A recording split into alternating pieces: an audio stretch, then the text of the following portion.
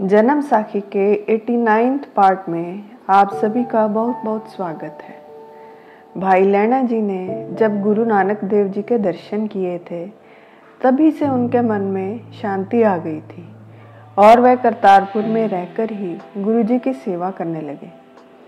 इस तरह कुछ दिन बीते तो जो लोग भाई लैना जी के साथ ज्वाला जी के दर्शन करने गए थे वह दर्शन करके वापस आ गए और भाई लैना जी के पास जाकर कहा, हमें भी अपने गुरु के दर्शन करवा दो। तो भाई लैना जी ने उन्हें बाहर खड़ा किया और अंदर जाकर गुरु जी से विनती की कि खडूर से बहुत से लोग आए हैं और आपके दर्शन करना चाहते हैं। गुरु जी ने सभी को अंदर बुलाने के लिए कहा। भाई लैना जी सभी को लेकर अंदर गए और गुरु जी का दर्शन करवाए। वहाँ उस समय उन लोगों के मन में जो भी मनोकामना थी सभी पूरी हुई। सभी कहने लगे, हमारा तो यहाँ आकर जन्म ही सफल हो गया। फिर उन्होंने एक रात वहाँ बिताई। अगले दिन सभी खडूर की तरफ चल दिए। भाई लैना जी अपने गुरु के प्रति प्रेम के कारण वहीं रुके रहे और सेवा करने लगे। कभी वह संगत के जूठे बर्तन मांजते, कभी गुरु जी के पैर दबाते, कभी उन्हें पंखा करते, कभी उनके वस्त्र धोते। ऐसे सेवा करते दिन गुजरते गए। एक दिन गुरु नानक देव जी अपने बिस्तर पर आराम कर रहे थे तो माया एक स्त्री का रूप धारण करके आई। उसने सुंदर वस्त्र और कई आभूषण पहन रखे थे। वह आकर पूरी श्रद्धा के साथ गुरु जी की सेवा करने लगी। उधर भाई लैना जी गुरु प्रेम में भीगे हुए गुरु नानक देव जी को पंखा करने के लिए आए। वहां उन्होंने एक नारी को गुरु जी के पैर दबाते हुए देखा तो हैरान रह गए और शर्माकर वहां से चले गए। जब वह नारी गुरु जी की सेवा करके चली गई तो भाई लैना जी गुरु जी के पास गए और उनसे पूछा कि यह कौन स्त्री थी जो इतनी श्रद्धा से आपकी सेवा कर रही थी, फिर आपको नमस्कार कर पता नहीं कौन सी दिशा में चली गई। सिर्फ मैं ही उसे देख पाया और किसी ने उसे नहीं देखा। यह सुन गुरुजी बोले, चलो मैं तुम्हें एक भेद की बात बताता हूँ। तुम पर करतार की बहुत कृपा है इसलिए तुम उसे देख पाए।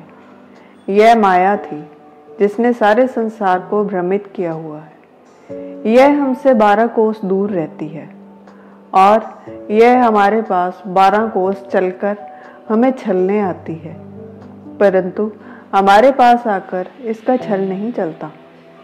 जो मनुष्य इसके बस में आ जाते हैं वह खोटी मत वाले हो जाते हैं। इसलिए यह हमें भ्रमित करने के लिए और सदा ही यहाँ निवास करने के लिए चलकर आती है। जब हम अपने दूसरे स्वरूप यानी गुरु अंगद देव जी के रूप में आएंगे तो यह हमसे 6 कोस की दूरी पर रह जाएगी।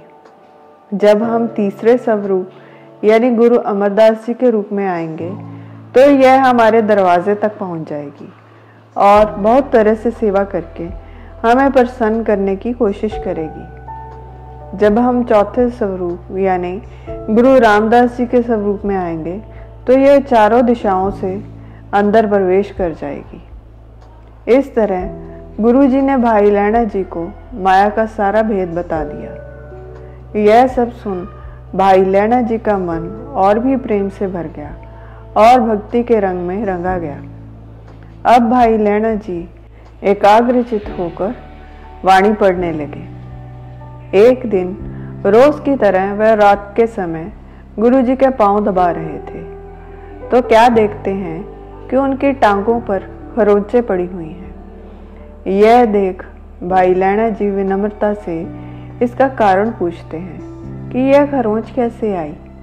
आप तो कहीं भी कांटों वाली जगह पर नहीं गए जहां आपको खरोंच आए, लेकिन खरोंच में से थोड़ा खून रिस रहा है जैसे यह अभी अभी ही लगी हो। यह कैसे संभव है?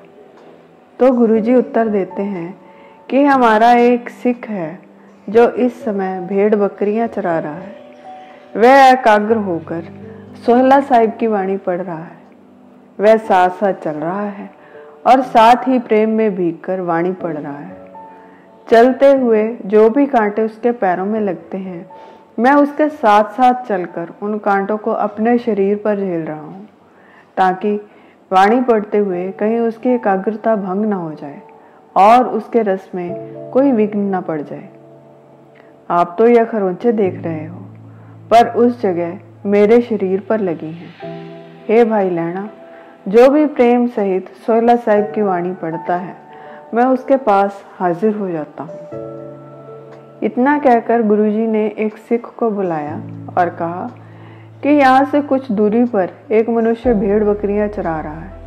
आप जाओ और उसे मेरा संदेश देकर आदर सहित उस चरवाहे को यहाँ ले आओ। आज्ञा लेकर वह सिख जल्दी से उस चरवाहे को बुलाने चला गया और जल्दी ही उसके पास पहुंच गया। उस सिख ने चरवाहे को संदेश दिया कि चलो मेरे साथ, गुरु नानक देव जी तुम्हें बुला रहे हैं। सिख के यह वचन सुनकर वह चरवाहा उसी समय उसके साथ चल दिया और गुरु नानक देव जी के पास पहुंचकर बड़े आदर और श्रद्धा से उनके चरण छुए। गुरु जी कहते हैं कि जो सोहला साहिब की वाणी तुमने कंठ की हुई है, उसे रात को सोने से पहले गाओ तो मैं हमेशा ही साथ रहूंगा। उस सिख ने बड़ी प्रसन्नता से कहा, हे सतगुरु, सत वचन, जैसी आपकी आज्ञा। मैं अपने हृदय में प्रेम सहित वैसे ही करूंगा, क्योंकि उसी में मेरी भलाई है जो आप कह रहे हो। यह सब उनके पास खड़े कई और सिखों ने भी देखा कि एक चरवाहे के प्रेम सहित वाणी पढ़ने से उसके कष्ट गुरु ने अपने शरीर पर ले लिए। उनके मन में विश्वास आ गया और वह भी रात को सोते समय सोहला साहिब का पाठ करने लगे।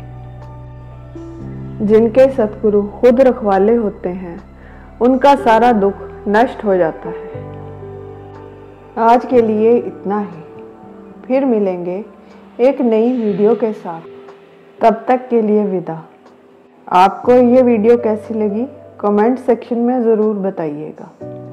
लाइक, सब्सक्राइब और शेयर करना न भूलें। अनजाने में हुई किसी भी भूल के लिए हृदय से क्षमा। और मेरी इस वीडियो को अपना अमूल्य समय देने के लिए आप सभी का बहुत बहुत धन्यवाद।